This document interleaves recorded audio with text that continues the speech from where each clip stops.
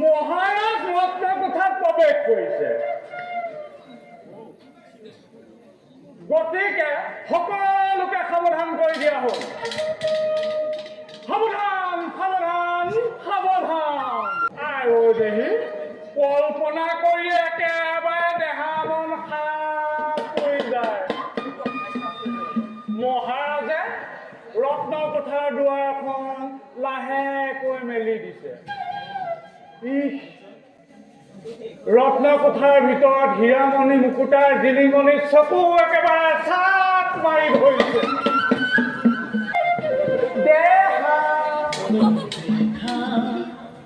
तो ये जाना सनम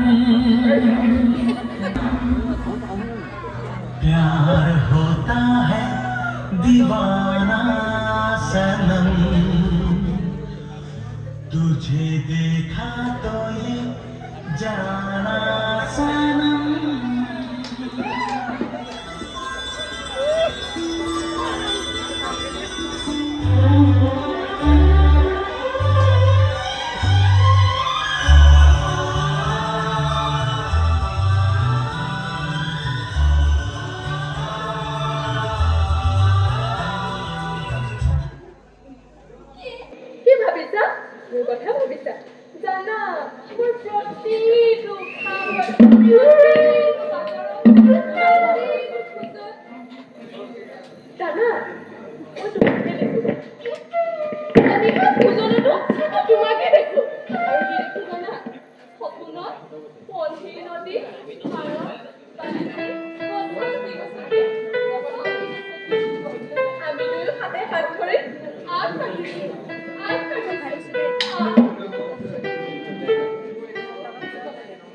তুমি এদিন জানা ঘৰ সাজিমে তাতে জোন থাকিব, তাতে তৰা থাকিব, তাতে মৰমতে আমাৰ মনায়ো মৰি থাকিব, তাতে মৰমতে আমাৰ মনায়ো মৰি থাকিব, তাতে মৰমতে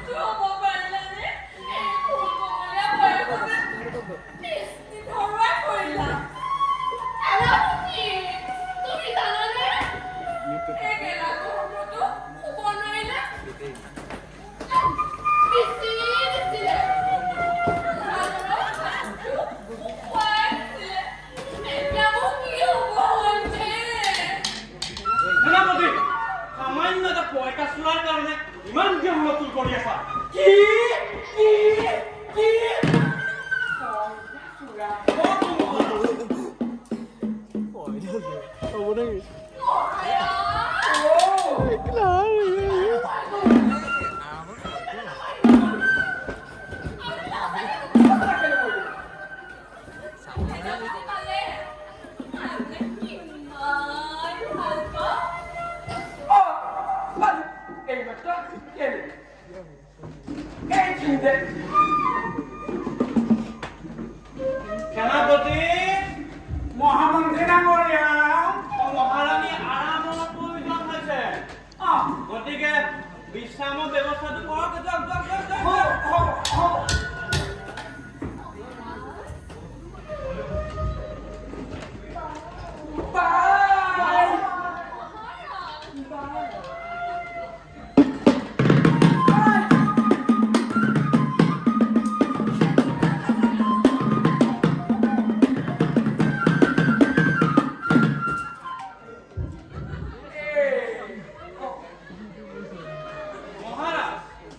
আজি আৰম্ভ কৰিবলগীয়া বিষয়টো আৰম্ভ কৰাব আৰম্ভ কৰা প্ৰজাপতি নিৰাশ খাবলৈ আহিবলৈ অনুৰোধ জনোৱা হ'ল জয় মহাৰাজৰ জয় জয় মহাৰাজৰ জয় জয় মহাৰাজৰ জয় জয় মহাৰাজৰ জয় জয় মহাৰাজৰ জয় জয় মহাৰাজৰ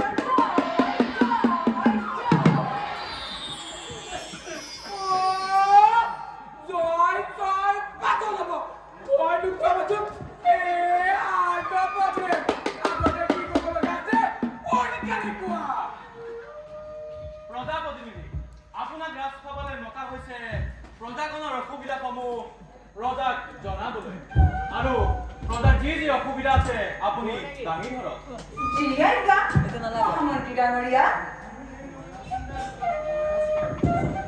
মহাৰাজ খাদ্য বস্তুৰ চৰা দামৰ বাবে প্ৰজাসকলৰ বৰ অসুবিধা হৈছে সেয়ে মহাৰাজক পৰগুণে অনুৰোধ কৰিছো যাতে খাদ্য বস্তুৰ দাম কিছু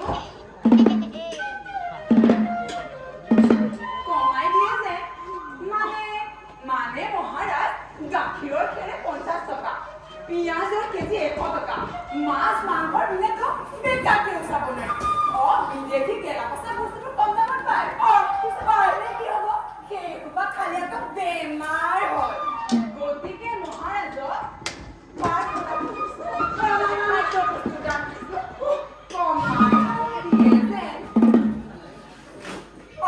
মহামন্ত্ৰী ডাঙৰ ৰাজ্যত থাকোঁতে এইবোৰ অৱস্থা মই ৰজা আৰু বজাৰ উন্নতি সাধন কৰাই মোৰ একমাত্ৰ দায়িত্ব আজি মই ঘোষণা কৰিলো যে ৰাজ্যৰ সকলোবোৰ উৎকৃষ্ট বস্তুৰ দাম কমাই দিম নহয় এতিয়া নাই হোৱা মহাৰাজ নাই হোৱা আমাৰ দেশত যুৱক-যুৱতী নিবনুৱা সমস্যা আছে আৰু তেওঁলোকৰ মই ৰাজ্যৰ কত এলপি স্কুল হাই স্কুল গভৰ্ণমেণ্ট কৰিলো ৰাজ্যৰ কত ধুনীয়া যুৱক-যুৱতীক মই চাকৰি দিলো দিম আৰু দিম আজি মই ঘোষণা কৰিলো যে ৰাজ্যৰ সকলোবোৰ যুৱক-যুৱতীক মই দিম ৰাজ্যৰ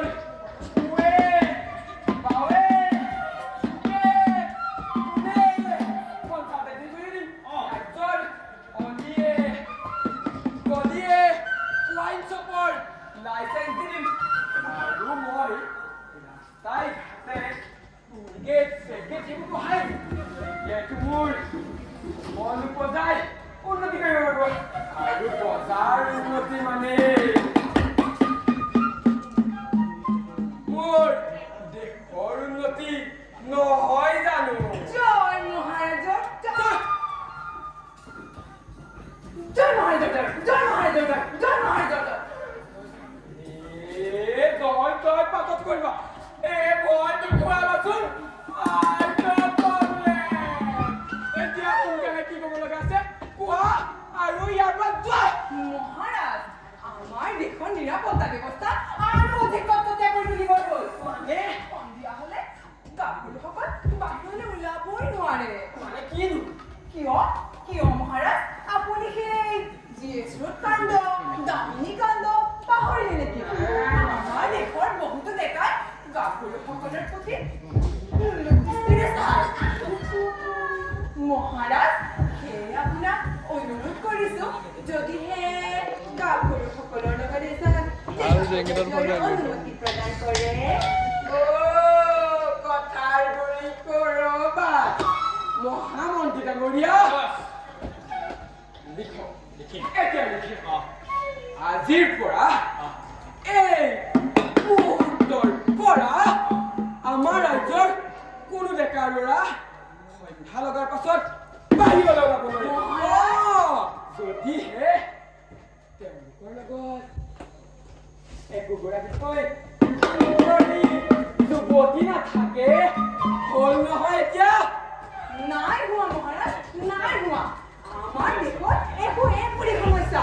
কেইবোৰৰ ভিতৰত খোৱা-পানীৰ সমস্যা, বানপানীৰ সমস্যা, পিন্ধা বস্তুৰ সমস্যা, খোৱা বস্তুৰ সমস্যা, জাহিদি বিদেশী বাঙালী সৌৰভতে।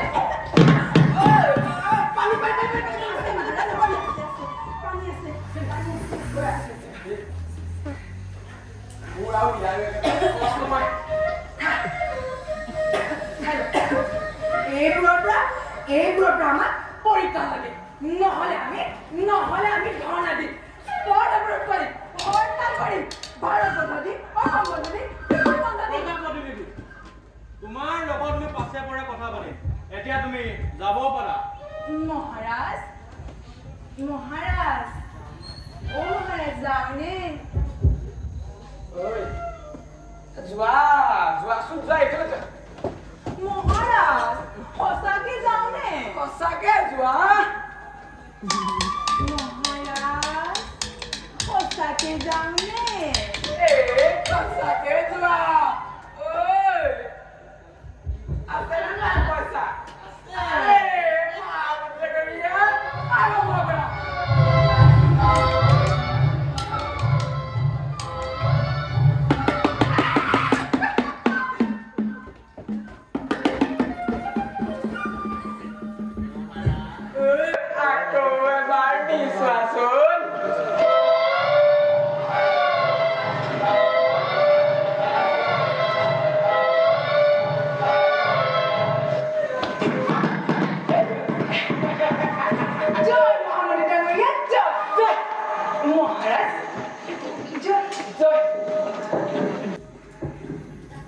মহাৰাজ, আপুনি কিবা এটা সিদ্ধান্ত লোৱাৰ আগতে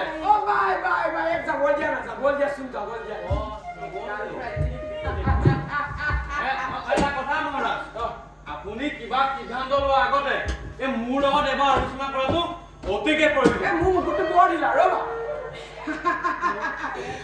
মই প্ৰজাগণৰ সুবিধাৰ্থে এখন আইন কৰি দিছো। তাতো যদি তোমাৰ মহাৰাজ, আইনখন আপুনি দিছে হয়, কিন্তু ৰাজ্যত কি হৈছে আপুনি জানো কিবা খবৰ ৰাখিছে? আপুনি আমাৰ প্ৰজাসকলক বাদেই দিয়ক, আমাৰ সাধাৰণ জনগণেও আমাক বদনাম গাই ফুৰিছে। দৰমহা নিদিয়াৰ অপৰাধ কিয়? মোৰ ৰাজখনত কি ধৰণৰ ভাৱ কৰিছে নেকি? মোৰ ৰাজখনত যিমান লাগে সিমান দি দিয়া। মহাৰাজ, কথাটো হয়, কিন্তু আপুনি জানে জানো আপোনাৰ ৰাজভঁৰাললৈ ধন আহে ক'ৰ পৰা?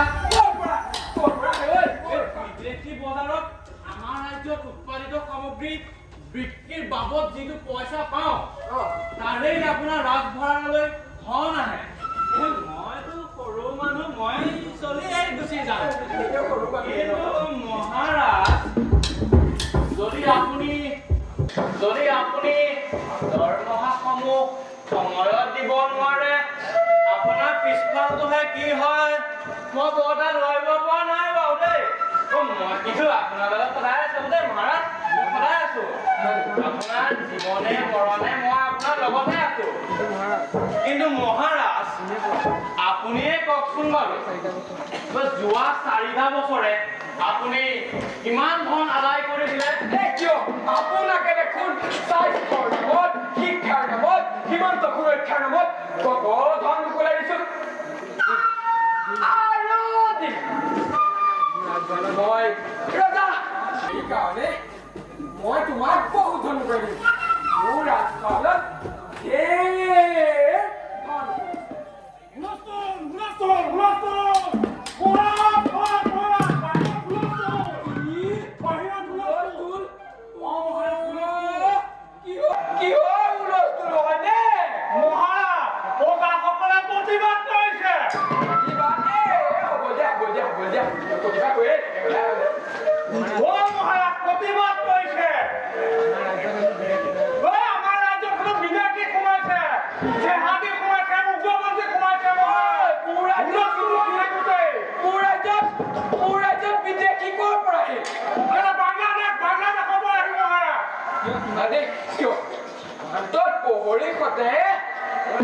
কি কামটো কৰিবলৈ আছে মানে মহাৰাজ সীমান্তত প্ৰহৰীৰ সংখ্যা কমি গৈছে আমি অলপ বঢ়াই দিব লাগে সীমান্তত কি অকল ক'তটোহে আহিব পাৰে নি টুৱাই ছেকশ্যন লগাই চাবলৈ নৃত্যটো আহিব পাৰে নৃত্যৰ কাৰণে মোৰ ৰাজ্যৰ দুৱাৰ সদায় খোলা আছে গতিকে ৰাজ্যৰ কিমানবোৰ প্ৰহৰী আছে কিমানবোৰে যথেষ্ট আগতে প্ৰকাশ কৰা হ'ব মহামন্ত্ৰী ডাঙৰীয়া মই আহিছোঁ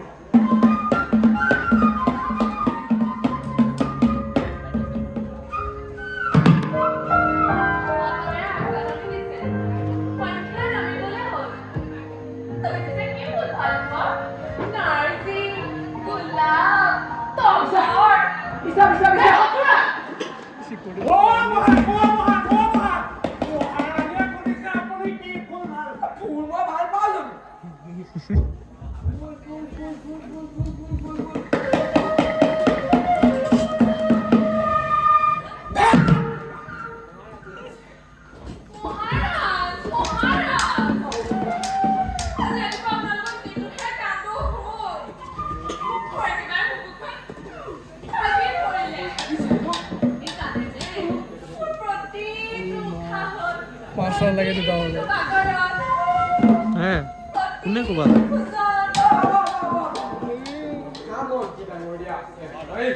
গতিকে মোৰ কোনো চিন্তা নাই তুমি এতিয়া আজি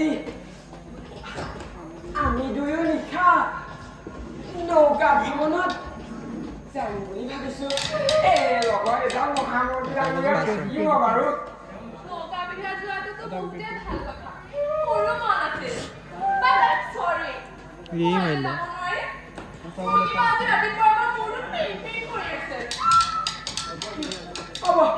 তুমি নালাগে যোৱা তুমি এতিয়া শুই থাকে যোৱা তুমি মহাৰাণীক শয়ন কক্ষত যোৱা হ'ব মহাৰাজ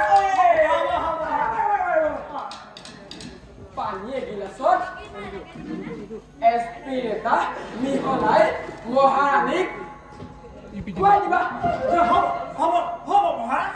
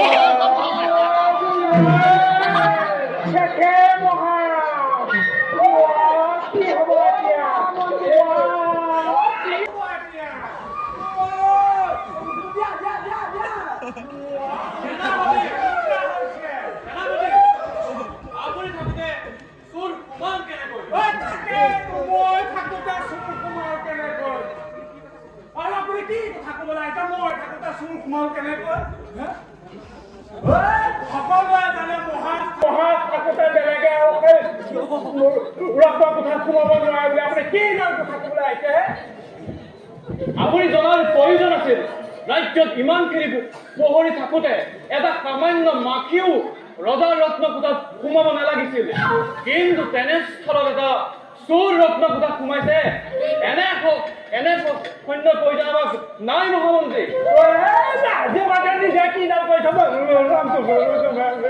বৰ বিগত বেল বেলাই আছে তুমি যাচোন যা তোৰ অলপ ধৰি লাগে যা ইমান যদি হ'ব মহাৰাজ মই গৈছো চোৱাকে মই তই ধৰি আনিছো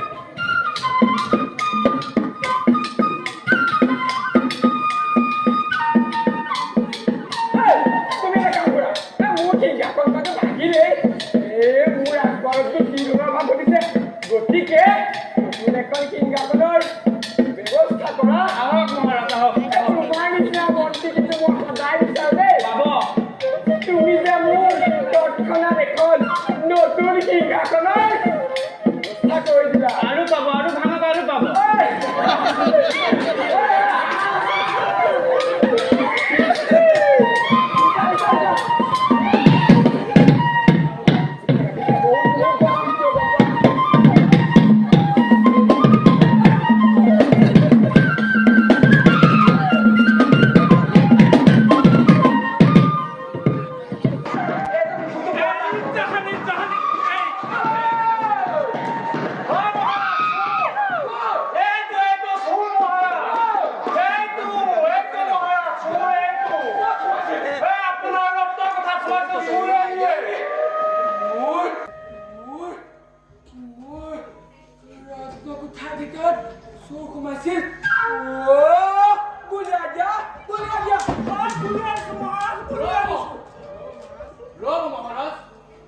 ৰাজ্যত এখন আইন বলিৰ কথা এটা আছে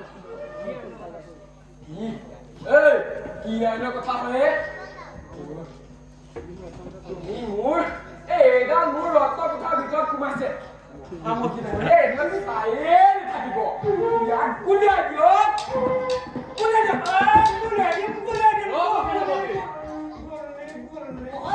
সৰুকে হ'ল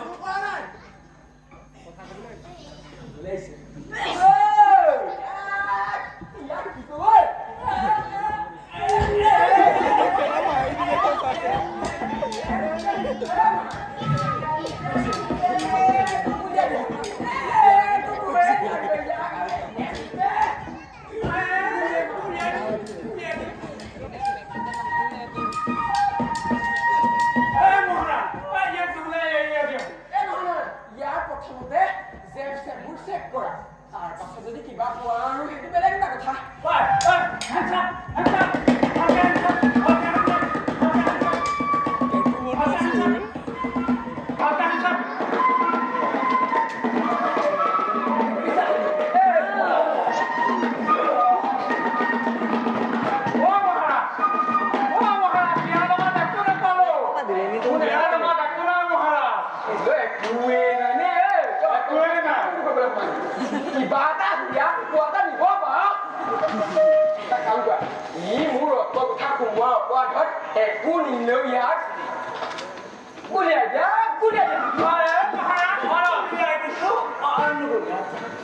দেশৰ উত্তপ্ত পৰিস্থিতিলৈ চাই সৰুকে হ'লেও এখন বিচাৰ কৰাৰ অতিকে প্ৰয়োজন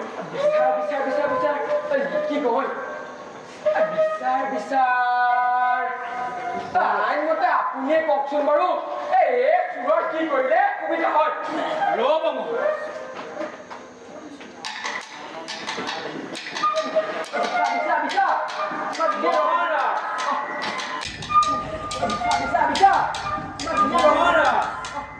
পাইছো মহাৰাজ ৯,৯৯৯ ধাৰা অনুসৰি মহাৰাজৰ ৰত্ন কথাত কোনো সোমাব নোৱাৰে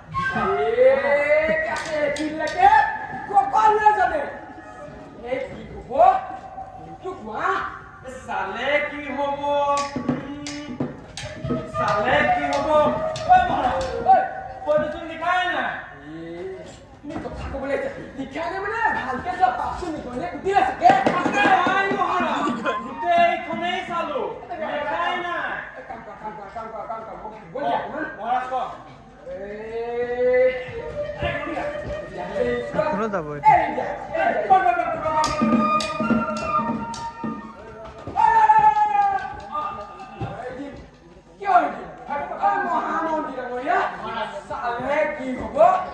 এতিয়া লিখক মই আজি এখন নতুন আইনছে ৰাজ্যৰ সকলোবোৰ যুৱক সন্ধ্যা লগাৰ পাছত বাহিৰলৈ ওলাব নোৱাৰে হয় এই মোৰ অটকঠাৰ ভিতৰত যি সোমাব তেওঁলোকেও মোৰ আইন ফল' কৰিব লাগিব গতিকে মোৰ ৰতকঠাৰ ভিতৰত যি সোমাব তেওঁ পুলিয়াই যাব ৰাজ্যৰ লগত আমাৰ ৰাজ্যৰ পাৰ্থক্য কি আইন শাসন ন্যায় বিচাৰ বিনা বিচাৰে আমাৰ ৰাজ্যত এটাও কৰিবই নোৱাৰে মহাৰাজ আপুনি আইনখন বনালে ঠিকেই কিন্তু আপুনি আইনখন বনোৱাৰ আগতে আপোনাৰ স্বৰ্ণ কোঠাত কি আছিল মই চব চাই সেইকাৰণে আপুনি আইনখন বনালেও মোক সেইখন আইনৰ একো কাম কৰিব কথা কয় কি মহাৰাজ কি হ'ল মহাৰাজ অ মহাৰাজ আইনখন আপুনি আগুৱাই নিয়ক এই আইনখন এনেকৈ আগুৱাব নোৱাৰি পিছুৱাই দিয়া মহাৰাজ আইনখন এনেদৰে অগুৱা পিছুৱা কৰি থাকিলে কি লাভ বিচাৰ এটা সিদ্ধান্ত লওক হয় নি এতিয়াহ'লে এই চোৰটোক ফাঁচিকে দিয়া হওক মহাৰাজ মোৰ কি ভুলৰ বাবে আপুনি গুলি কৰি মাৰিব মহাৰাজ মই বৰ সৰু মানুহ দুবেলা দুমুঠি পেটে ভাতে খাই জীয়াই আছো আজি 4 বছৰে বেমাৰী আইজনী চিকিৎসাৰ বাবেহে বগ উঠছে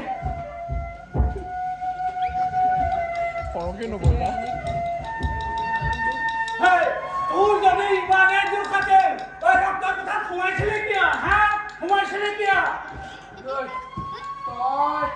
তই মোৰ ৰক্ত কোঠাৰ পৰা তোৰ নিছ মণি নিছ মুকুতা নিছ হীৰা নিছ আছে জানো আপোনাৰ স্বৰ্ণ কোঠাৰ মাজত সেইবোৰ একো নাই আপুনি কাঁহৰ বাচন বৰ্তনবোৰ বজাই দিয়ে আৰু বাহিৰত বজাই ভাবে আপোনাৰ স্বৰ্ণ কোঠাৰ মাজত মুকুতা আছে আৰু চিচাৰবোৰ আপুনি সিদুখৰ গৈ সদায় থাকে আৰু প্ৰজাসকলে ভাবে আপোনাৰ স্বৰ্ণ কোঠাৰ মাজত মণি মুকুতা হীৰাৰ সদৰে ৰতন জনাই আছে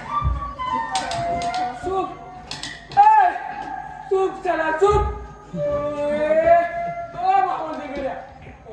যিমান সৈন্য সামন্ত আছে সকলো লৰাই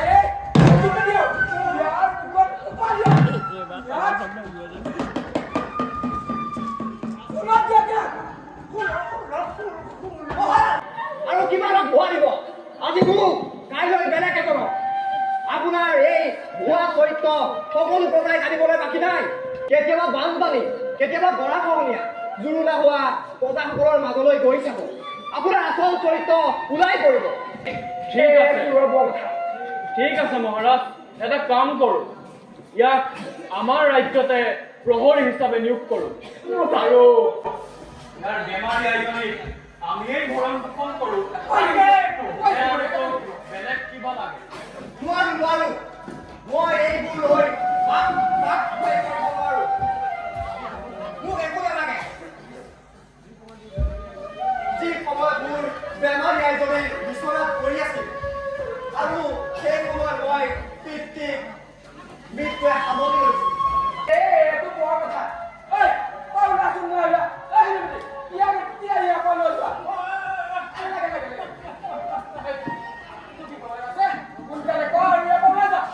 মহাৰাজ আপুনি কওকচোন মোৰ হাতত বা দেশত কিবা পাইছে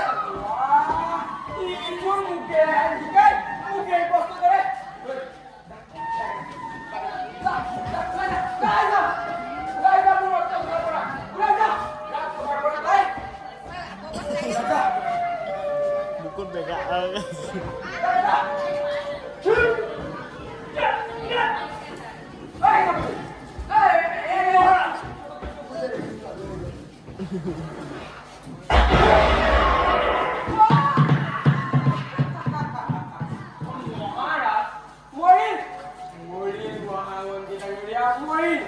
মৰিলে বাৰু মোৰ লগত লাগিবলৈ আহে সেইকাৰণেতো ৰজা আৰু কি ৰজা মহাৰাজ এটা কথা কওকচোন এই চোৰে যে কৈ যোৱা কথাবোৰ বাৰু সঁচা নেকি ৰজা হা? তাৰ মানে ৰত্ন কোঠাৰ ভিতৰত একোডাল নাই এতিয়া কি কৰিব মহাৰাজ চোৰে যদি ৰাজ্যত গৈ পেলাই সকলো কথা প্ৰচাৰ কৰি দিয়ে আপোনাক যদি প্ৰজাসকলে আহি পুনত দিয়ে কি কৰিব আপুনি মহাৰাজ মই হলে এইবোৰ নাই দেই মহাৰাজ মই আহিলো